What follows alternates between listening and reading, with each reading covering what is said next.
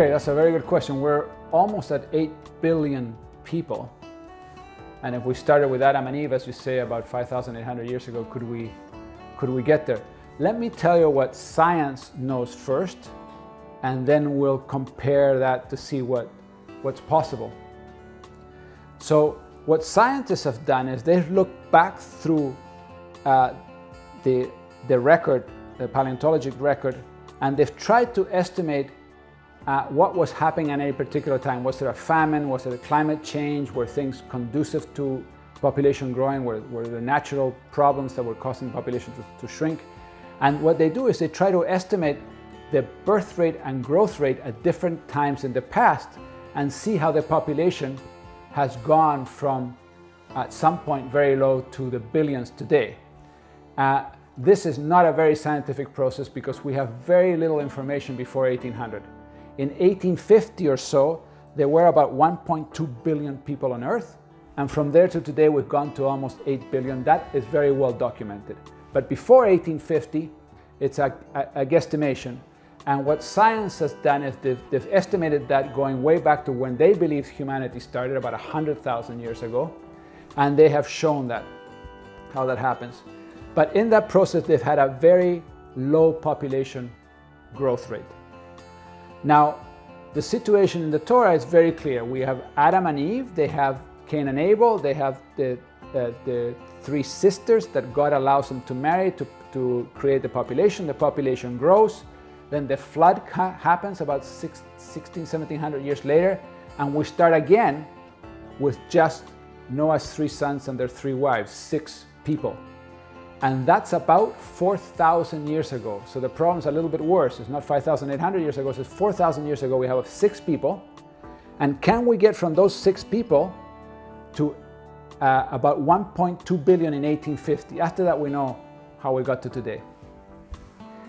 So it turns out that population growth is very, very sensitive to how many people are being born and how many people are dying. And we're very attuned to that today because of the COVID-19. What we have seen is that if we let the virus reproduce by coming close to each other and infecting more people and infecting more people, it grows very quickly. And if we come apart and we have less children or less infections, it flattens the curve. In fact, that's what the world population has done. We've flattened the curve. In India and in China, we've flattened the curve because they're having only 1 or 2 kids. But when you're not doing that, the population can grow very quickly. So if we look at the actual population growth in the world in the last 200 years, the highest population growth was in about 1920. It was about 2.3% per year. What was happening back then is medicine was improving, but people were still having about 8 kids. Today, the population growth is less than 1% because many places of the world are only having 1 or 2 kids. On the other hand, less people are dying and less kids are dying. So that's the kind of range.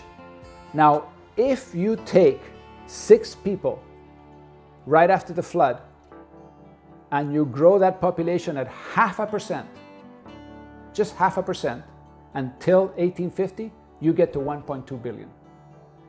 Now, science says that it grew by less than that because there was a lot of deaths and the medicine was bad and so on and so forth. Nonetheless, we do have populations today living in the middle of the Amazon that are growing at 2%.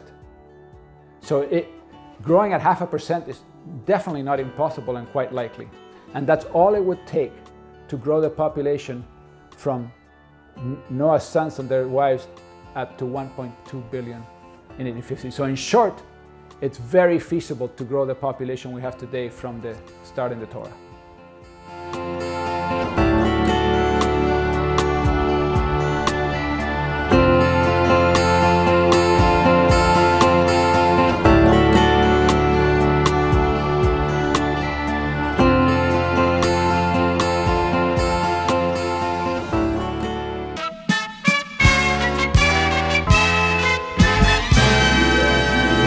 יהדות טבעי, טבעי לדעת.